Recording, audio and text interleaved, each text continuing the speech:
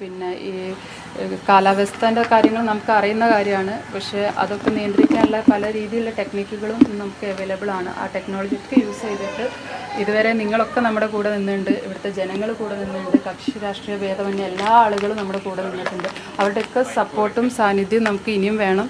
അപ്പം ഈ ഒരു തിരച്ചിൽ ഈ ഒരു കാര്യം പറഞ്ഞിട്ട് അവസാനിപ്പിക്കരുതെന്നാണ് നമുക്ക് ഇനിയും പറയാനുള്ളത്.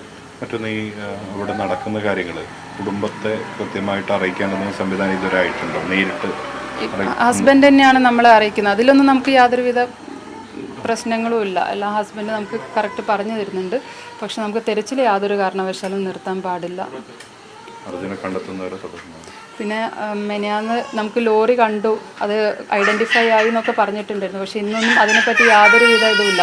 നമ്മൾ അന്ന് ഓരോ നിമിഷം ഇപ്പം കിട്ടും. അപ്പോൾ എന്തുകൊണ്ട് ലോറി ഒന്നും കണ്ടുപിടിച്ചിട്ട് അല്ലെങ്കിൽ അതിൻ്റെ ലൊക്കേറ്റ് ചെയ്തിട്ടൊന്നും നമുക്ക് ബാക്കി വിവരങ്ങൾ കിട്ടാത്തതിലൊരു ചെറിയ വിഷമമുണ്ട്. പക്ഷെ നമുക്ക് ആരും ബ്ലെയിം ചെയ്യുകയല്ല. നമുക്ക് ഈ ഒരു അവനെ തിരിച്ചു കിട്ടുന്ന അല്ലെങ്കിൽ അവനെ പോലെ കാണാതായ മറ്റ് 2 പേരെയും തിരിച്ചു കിട്ടുന്നവരെ ഈ ഒരു തിരച്ചിൽ യാതൊരു കാരണവശാലും നിർത്താതെ മുന്നോട്ട് പോകണം.